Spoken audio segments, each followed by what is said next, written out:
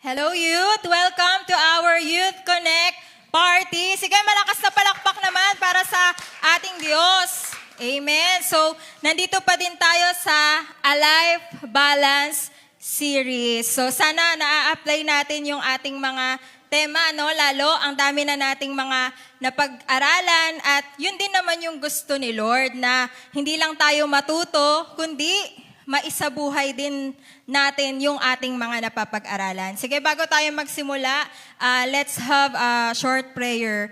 Lord, thank you for another fellowship na ipinagkaloob niyo po sa amin dito sa aming Youth Connect. Salamat, Panginoon, at dalangin namin, Lord, to open up our eyes, open up our mind, Lord, as we hear your word, as we study your word. We pray, Lord, that you continue to move. Lord, your Holy Spirit will move in the midst of us. And I pray, Lord, that your word will help us, Lord God, na mabago at ma-apply namin ito sa aming mga buhay. Your word that will enlighten us, Lord. In Jesus' name, Amen. Amen. So sino dito yung sumagi sa isip nila na, ano nga eh? Sino dito yung sumagi sa isip nila minsan na parang sana nung pinapatulog ako nung magulang ko dati, nung bata ako, ng tanghali, di ba umaabot sa point na nagpapaluan pa kayo, nahabol ka pa ng magulang mo para lang matulog ka sa tanghali. Sino dito yung sumagi sa isip nila na sana pala, natulog ako nun?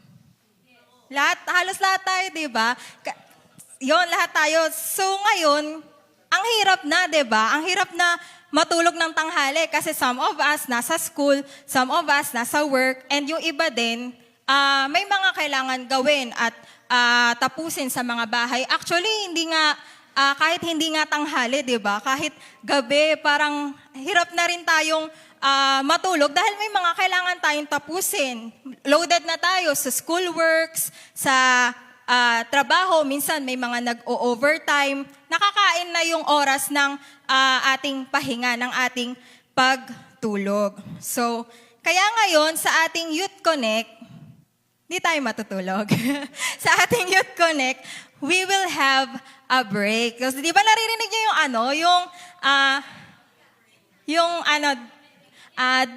Dubai Chewy Cookie. Tara? Ilocos Empanada. Tara? Sa ating Youth Connect, meron tayong pahinga. Tara?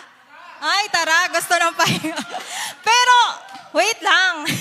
Hindi tayo magkakaroon ng break na as in magpapahinga kayo dito, iidlip kayo. Ibang pahinga yung hinahanap natin. So, eto. Kung sino gustong sumagot tugtungan nyo lang. May pahingang, nabanggit natin yung tulog kanina, di ba? May pahingang, hindi lang nakukuha sa tulog, pero nakukuha din sa, sino gusto sumagot? Kumari ako. Pahingang hindi lang nakukuha sa tulog, kundi nakukuha din sa pagkain. Sino? May sumagot dito, exercise. So, nasaan na yung papremyo ko? Ayaw niya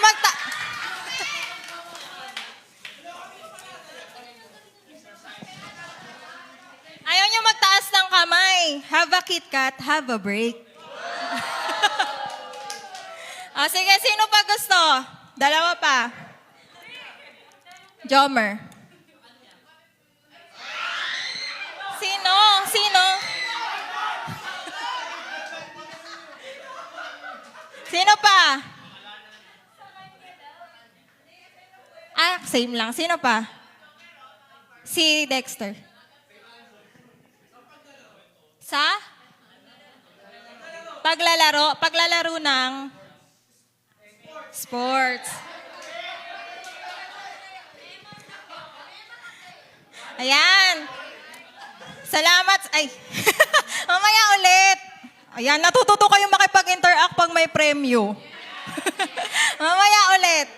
So, ayan, nakakuha tayo ng mga sagot. Meron, hindi lang nakukuha sa tulog, pero nakukuha din sa paglalaro sa sports, nakukuha kay Jesus, at nakukuha sa exercise. So, sa panahon natin ngayon, maraming mga youth and young professionals na hardworking. Sino dito mga hardworking? Ako lang? So, lahat, diba? We study hard, we work hard, and we pursue our dreams. All of us, lahat tayo gusto natin maging successful sa buhay. Amen?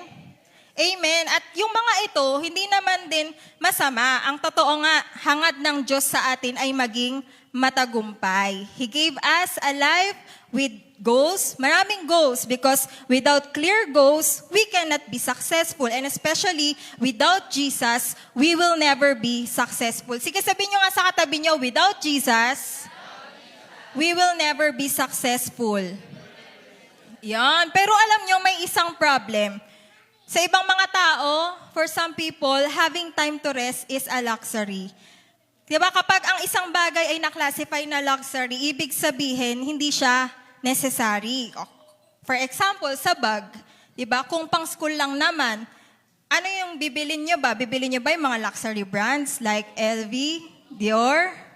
Hindi, di ba? Siyempre, yung afford lang din natin na for our daily use lang. Katulad din yun sa pahinga. May mga tao na hindi nila nakikita ang pahinga bilang isang necessity. O meron man, kahit gusto nilang magpahinga, hindi nila magawa kasi kailangan nilang magtrabaho. Madalas, di ba, sinasabi pa or naririnig natin sa kanila, magpapahinga na lang ako kapag successful na ako. Magpapahinga na lang ako kapag stable na yung buhay ko. Magpapahinga ako kapag marami na akong pera. So, yan yung mga madalas nating naririnig. Pero si Lord gusto rin tayong maging successful. God wants us to be successful. God recognizes your hard work. God sees your efforts. God knows your sacrifices. God values your work. But rest is also God's design for you. Yung gusto rin ni Lord na huminto ka sandali at magpahinga. In the Bible, rest is described not only as a physical necessity, but also as a gift and a practice rooted in God. Kapag pala sinabi natin na pahinga, hindi lang pala ito tumutukoy sa physical na pangangailangan. Pero pinakita rin ng Biblia na ito ay regalo na galing sa Diyos. We try to fill life with work, with achievements, relationships, and busyness. But we forget to rest. And without rest, life becomes 6-7. Hindi 6-7. Life becomes imbalance. Masyado nating pinapaikot ang buhay natin sa pagtatrabaho, sa pag-aaral, sa career. No, pinupuno natin yung buhay natin ng napakaraming bagay, pero nakalimutan na pala natin magpahinga. Kapag wala tayong pahinga, dito na nawawala sa balanse yung buhay natin. Totoo naman, di ba? Na kapag wala kang pahinga, anong nangyayari madalas sa atin? Pag wala tayong pahinga? Lutang? Oo, nanghihina tayo. Ano pa? Nagkakasakit, nahihilo. Diba? Umiikot yung mga paningin natin. Kaya, nawawala ka sa balanse kasi hindi ka makatayo, hindi ka makakilos ng maayos. At kapag wala ka ring pahinga, naapektuhan din yung iyong body, soul, and spirit. Sabi yun sa 1 Thessalonians, we are composed of 3 parts. We have body, we have soul, and spirit. So, doon tayo una sa body. Ano yung tinutukoy na body? Yung ating physical health. Diba, the Bible said in 1 Corinthians chapter 3, verses 16 to 17 that you are God's temple. Sige, kalapitin niyo ulit yung katabi niyo. Sabi niyo, you are God's temple. God has given us a body and we are not the owners of our bodies because God owns it and we are just stewards. Again, we are stewards, not owners. Kagaya sa isang caretaker. Diba? Yung caretaker, pwede siyang makapasok sa loob ng pinagtatrabahuhan niyang bahay or property. May access siya para gumamit ng mga bagay na nandoon sa loob ng bahay. Pwede siyang tumira, pwede siyang matulog doon, pero nakapangalan pa rin yun sa may-ari ng bahay. Na kahit anong mangyari, sa may-ari pa rin yun, sa may-ari pa rin at ownership pa rin niya yung bahay. So, sige, sabi mo sa katabi mo, ang katawan mo ay templo ng Diyos. Hindi ikaw ang may-ari niyan. Pinagamit lang sa iyo, kaya kailangan mong pag-ingatan at alagaan. Rest is taking care of God's temple. Balik tayo dun sa example natin na caretaker. Diba? Kung may gagawin siya na makakasira dun sa property, sa bahay, or kung may gagawin siyang masama, pwede siyang paalisin ng may-ari at pwede pa siyang kasuhan. Same din sa atin, na kung tayo ay sisirain din natin ang katawan natin, huwag nating sirain ang katawan natin kasi ito ay templo ng Diyos. At kung sisirain natin ito, tayo ay may consequence sa Diyos. The concept of rest originates from the creation. Mababasa natin yun sa Exodus chapter 20 verses 8 to 9. That God Himself established a balance of work and rest. Diba? Ginawa ni Lord lahat ng bagay, hayop at tao sa loob ng 6 na araw. Pero nagpahinga siya nung 7 araw. Tayo din, we work for 6 days. Do all your work for those 6 days, but on the 7th day, you rest. Kung hindi naman din applicable na maging Sunday yung rest mo dahil sa nature ng work mo,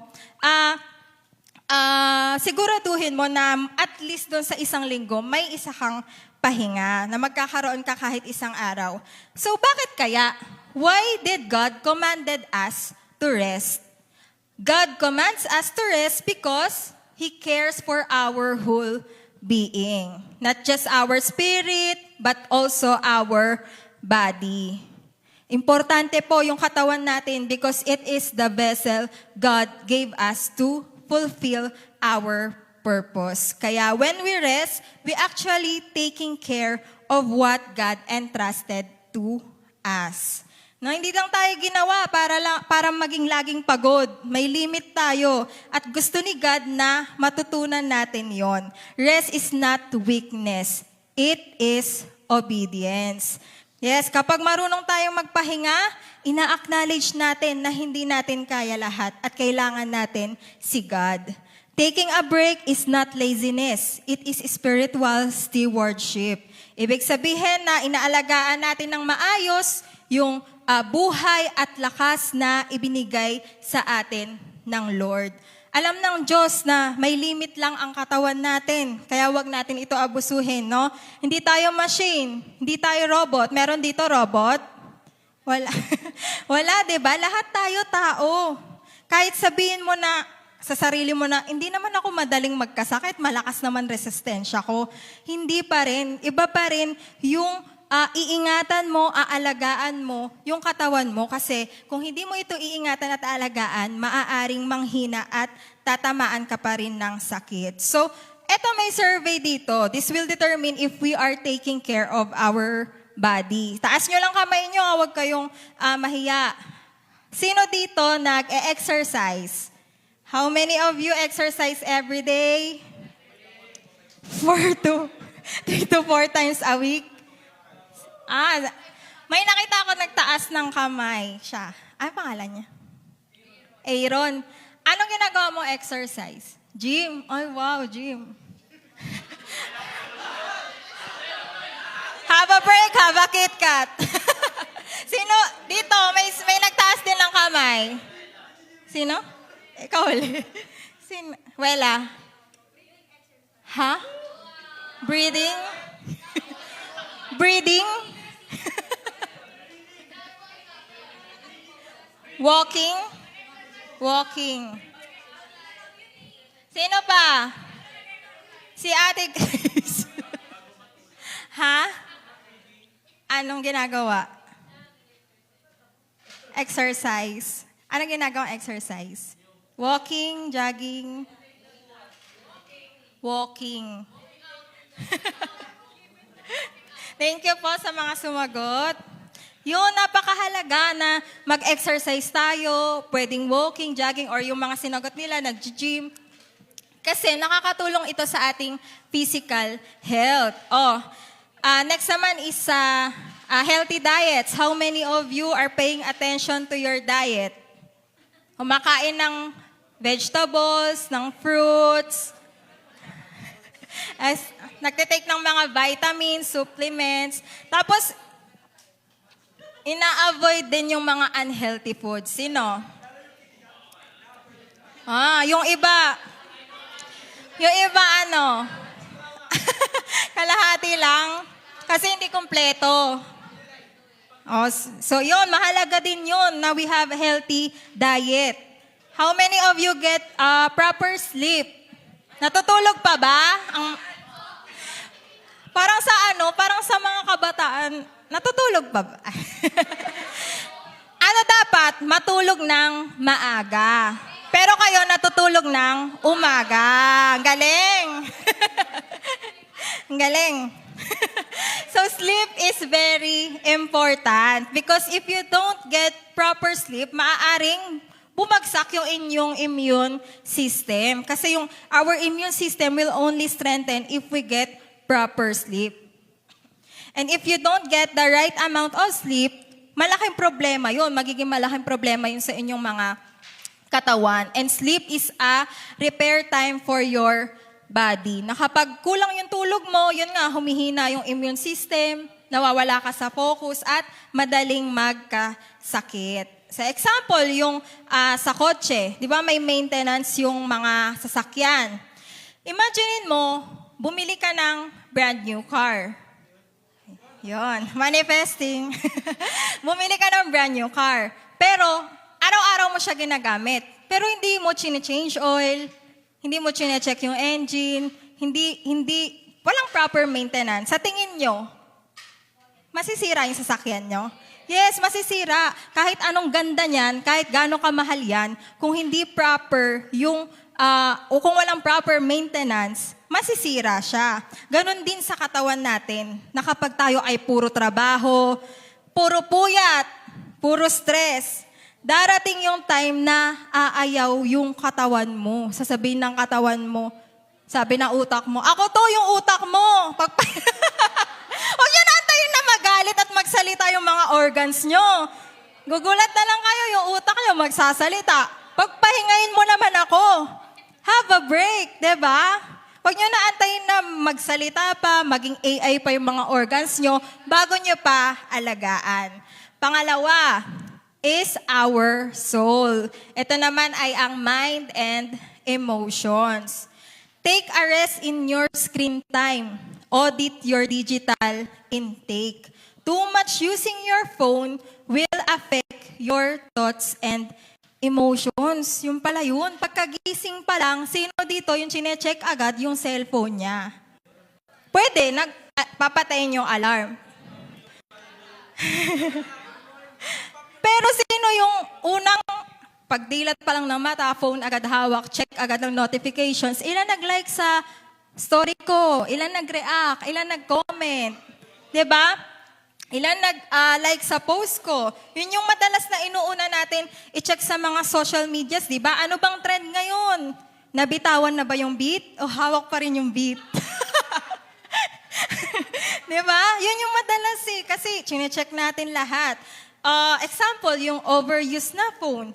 Sa isang cellphone, kung lagi natin ginagamit, tapos hindi natin sina-charge, ano yung tendency na mangyari? Malolobat. Tapos 0% yung yung battery. Tapos pwedeng mag-shutdown kasi nga wala nang battery. So ano yung ginagawa natin? Diba? Kino-close natin yung mga apps na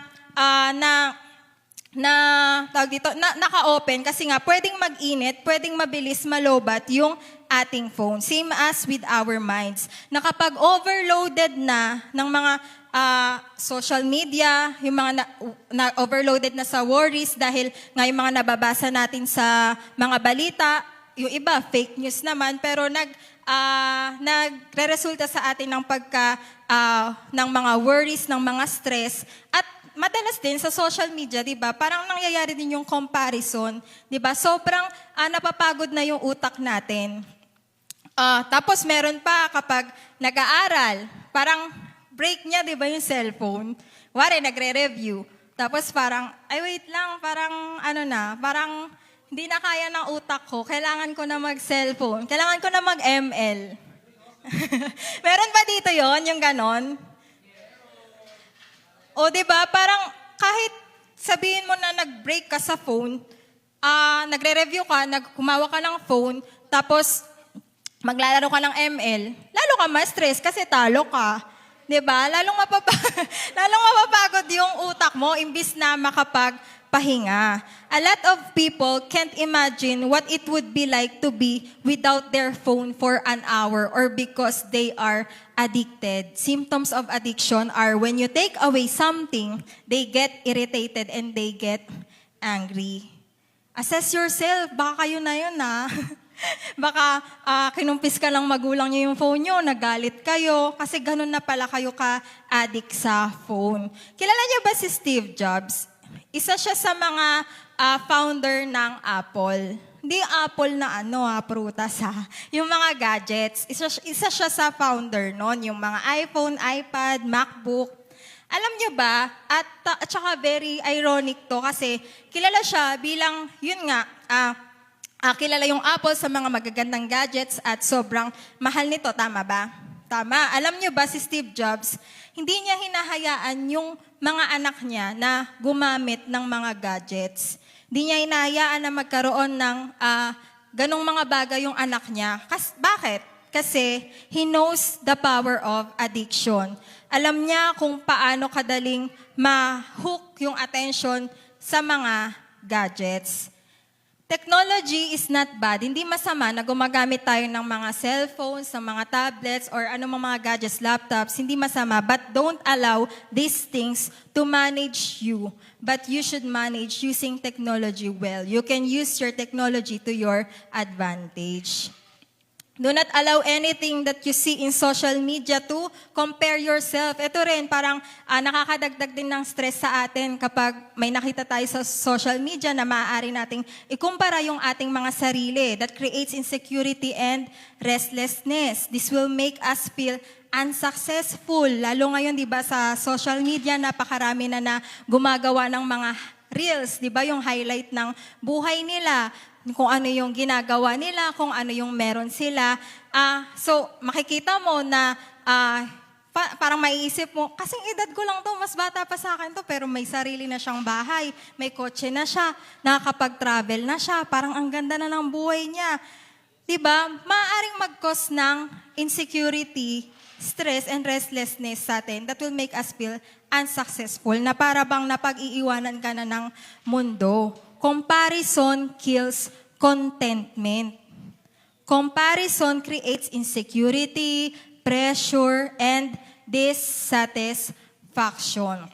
Pero may isang solusyon dyan. Ano yon? Be grateful. Gratitude changes your focus from what you lack to what God has given. Maaari niyong isulat yung mga bagay na grateful kayo. You can write down all the things that you are grateful, sorry. You are grateful for, na pwedeng mag-shift yung focus nyo from what is lacking to what is good. Diba? Sabi nga kanina, that success is found in God. Because without Him, you cannot be successful. Napapansin nyo ba, may mga taong mayaman, but they are not happy. Why? Because they are not living in the very image that God made you. Because if you know your image, if you know your identity, you will not compare yourself to other people. No, i-release natin yung mga unnecessary burdens. Do not allow yourself to be overloaded with responsibility. Maraming tao overloaded sa work pressure, overloaded sa family expectations, overloaded sa financial responsibilities. Identify which responsibilities are yours and which belong to others or are beyond your control. Pero aminin natin, may mga bagay na hindi natin talaga kontrolado, na kung pipilitin lang nating dalhin, mapapagod tayo talaga. We often confuse our work with our worth, believing we must work constantly to have value. No, tao tayo, hindi tayo Diyos. We need to accept that we cannot do everything. Ang Diyos lang yon. God can do everything. Hindi natin kaya lahat ng bagay.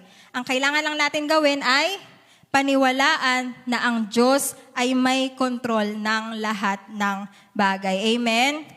Amen. Pangatlo is spirit. Ito yung relationship with God. Ang spirit ay ang connection natin sa Diyos. No? Kung yung ating katawan ay kailangan ng pagkain, ang spirit ay kailangan ng presensya ng Diyos. Spirit needs connection with God. So paano nga ba natin napapalakas yung ating spiritual life? Sa pamamagitan ng prayer. No, lahat, sino dito nagpe-pray? O nagpe-pray lang pagkakain? So, lahat tayo dapat, kailangan natin mag-pray. Next is reading the Bible. Lahat ba nagbabasa pa ng Bible?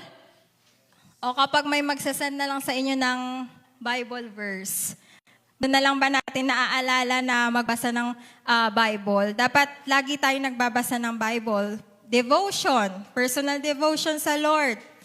Fellowship, kailangan din natin yan, yung mga ganitong gawain. Ganito, kagaya ng Youth Connect. Let us focus on our prayer and devotion. Spend time to talk with God through reading our Bibles and through our prayers. Attend tayo ng mga Bible study. Kung may Bible study na malapit sa inyo at available naman kayo, pwede kayong mag-join sa mga Bible study. Mga conference din. Di ba usually yung mga gawain dito sa ating church, Sabado, holidays, di ba? Kung available tayo, wag natin sana i-miss yung mga ganong gawain. Attend tayo ng mga conference and spend time in fellowship. Yan, kagaya nito. Nagkakaroon tayo ng fellowship sa ating Youth Connect Party. Shout out sa mga online. Kung available naman kayo, pwede po kayo pumunta dito sa church kasi iba pa rin yung may personal fellowship tayo sa ating mga kapatid. Kung hindi po kayo makapunta sa church, may mga Youth Connect group din naman. Youth Connect group na nga yung lumapit sa mga lugar nyo eh. Kung available kayo, punta rin kayo. Kasi para makapag-fellowship kayo sa mga kapwa nyo kabataan. Connect with your friends. Connect with your brothers and sisters in Christ. Maraming tao ang busy physically pero empty spiritually. Tandaan natin, maaari tayong maging successful pero spiritually dry tayo. Yun, for example, sa charging your phone. Di ba yun, nabanggit natin kanina, kung ginagamit natin buong araw, maaaring malobat, maaaring mag-shutdown, maaaring maging 0% yung battery. So kahit gaano kaganda yung phone na meron ka, pero kung lobat naman, di pa rin din magagamit, di ba? Ganon din sa ating spiritual life. Through your prayer, through your personal devotion, through our fellowship, chino-charge natin yung ating spiritual life. Dahil kapag matagal tayong disconnected kay Lord, malolobat yung ating spiritual life. A balanced life means all three are healthy. Because if one of these three is weak, then it will affect the other. O kung example yung upuan na tatlo yung paa, 'di ba? Kapag nawala yung isa, may magagamit pa ba? 'Di ba hindi na? Kasi pwedeng matumba yung uupo, hindi na siya magagamit, di na mauupuan, di na kasi magiging balanse, katulad sa ating buhay. Yung tatlong paanong upuan represents our body, our soul, and our spirit. Nakapag-focus lang natin ay career o work or pag-aaral, pero neglect ang spiritual life, magiging unstable pa rin yung buhay natin. Hindi rin naman na maganda na ang focus lang natin ay spiritual, pero pinabayaan naman natin yung ating health, yung ating physical health. Magkakaroon din ng problema, hindi pa rin stable yung buhay natin. Malakas ka sa work, malakas ka sa school, active ka sa social life mo, pero nakalimutan mo yung spiritual life mo. Wala pa rin. Hindi pa rin stable yung buhay mo. Rest is established as a blessing intended to restore the soul, body, and mind from weariness of life and work. Ang pag-take ng break ay nagbibigay ng pagkakataon para makarecover tayo. Hindi lang physically, kundi pati emotionally at spiritually. Ito yung time na nare-refresh tayo para mas maging ready ulit ready ulit tayo sa mga susunod na responsibilities. So pag-aralan na natin kung ano yung mga kailangan natin para magpahinga. So ano nga ba ang tunay na pahinga? What does true rest look like? Una, prioritize God. Balance begins when God is first. Hindi work first, hindi money first, hindi career first, hindi school first, but God first. Sa Matthew chapter 6 verse 33, but seek first the kingdom of God and His righteousness, and all these things will be added to you. Kagaya nung sa picture na yan, kagaya dyan, di ba? Nasa center si God. Nasa gilid lang yung others like rest, ministry, career work, sa school, and yung family. Makikita dyan na kapag nangunguna si Lord at siya ang sentro ng buhay mo, kahit anong mangyari sa lahat ng aspeto ng buhay mo, si Lord ang makikita mo. Kahit sa panahon ng quietness at rest, si Lord pa rin yung nakikita mo. Kasi you rest with God.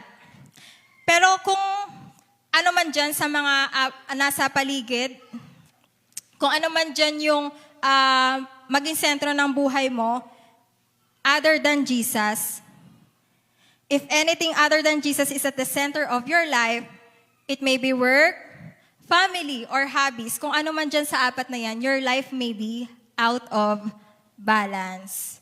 Pangalawa, surrender all your worries and burdens to Him. Matthew chapter 11 verse 28, come to me, all who labor and are heavy laden, and I will give you rest. Sa totoo lang, maraming tao ang pagod, hindi dahil sa trabaho, kundi dahil sa worry, sa mga pag-aalala. Pero ano lang sinabi ng Lord dyan? Invitation yan sa atin ng Lord. Ang sinabi lang ay, lumapit ka sa akin. Sabi ni Lord, come to me. Di naman sinabi ng Lord na, come to me when you have achievements. Come to me when you are successful. Come to me when you have money. Sinabi dyan ng Panginoon, sinabi lang, come to me. Invitation niya sa atin ng Lord, lumapit ka lang sa akin. Because real rest is not found in anything or anyone. It is found in a relationship with God. Amen. And next is schedule rest. Rest is wisdom, not laziness. Stopping for you to rest often increase long-term productivity and effectiveness. Ang pahinga hindi dapat by chance lang. Kailangan itong intentional. Bakit kailangan intentional? Kasi kapag ang pahinga ay naging by chance, hindi na siya normal na pahinga. Bakit? Kasi sa hospital ka na magpapahinga. Na ano gusto? Magpahinga, mamahinga. Siyempre magpahinga. Create boundaries such as scheduling a day off, less screen time, turning off electronics and gadgets, and establishing a consistent devotion and prayer life. You must learn to have a quiet time, reflection, and slowing down. Maglaan tayo ng oras sa Diyos, time for reflection, at time for prayer. Sometimes you also need to slow down. And lastly, trust God with your future. Stop controlling everything. Ang kailangan lang natin gawin is to trust God. Maraming tao ang stress dahil gusto nating kontrolin yung lahat, gusto niyong kontrolin yung lahat, pero may peace kapag sinabi natin na, Lord, gagawin ko ang best ko. Pero kung hindi ko kaya, ipagkakatiwala ko sa iyo. Yun lang ang kailangan nating gawin is to trust God. And pag sa ating pagtatapos, example is, isang magandang example, yung tightrope walker. Sino dito nakakita na ng ganyan, tightrope walker? Usually sa mga circus, no? Mga performer sila. Sila yung mga taong lumalakad sa lubid. So lahat tayo, ayan, may picture na rin, nakita natin ang tightrope walker. So para hindi sila mahulog, ano kailangan nila? Kailangan nilang i-balance yung katawan nila. Kasi kapag sumobra yung kabilang side ng katawan nila, maaari na silang mahulog. Maaari silang bumagsak. Ganito rin sa ating buhay. Hindi lang dapat puro career. Hindi lang dapat puro money, hindi lang dapat puro success. Ang tunay na balanse nangyayari kapag healthy ang body, kapag peaceful ang isip, at higit sa lahat, connected sa Diyos yung ating spirit. A balanced life is not work only, not ministry only, not success only. But a balanced life is when your spirit, soul, and body are aligned with God. And that balance begins with rest in Jesus. Ang tunay na balance ay nagsisimula kapag natagpuan natin ang rest kay Jesus. Because in the end, sabay-sabay po natin basahin, success without rest leads to burnout. Busyness without God leads to emptiness. But a life centered on Jesus Christ leads to peace, strength, true balance, and success. Amen. Amen. Sige po, tayo po ay manalangin. Salamat, Panginoon, sa iyong salita. We surrender everything to you, Lord. Our worries, our fears. You said in your word, Lord, come to me, all you are weary. And Lord, this time, we surrender everything to you, Lord. Na hindi kami dapat mag-alala, hindi kami dapat matakot. At salamat, Panginoon, dahil ngayong oras, Lord, alam namin na bibigyan mo ng kapayapaan ang aming mga puso. Salamat dahil napakinggan namin na ang tunay na kapahingahan ay nagmumula sa iyo. Patuloy ka, O Diyos, na kumilos sa buhay ng bawat isa na naririto, Lord, ng aming salitang napakinggan, aming mensaheng napag-aralan, ay patuloy, Lord, na maa-apply namin sa aming mga buhay. Salamat, Panginoon, tunay na ang kapahingahan lamang na nagmula sa iyo, Lord God, ang aming maranasan. Sa pangalan ni Jesus, Amen.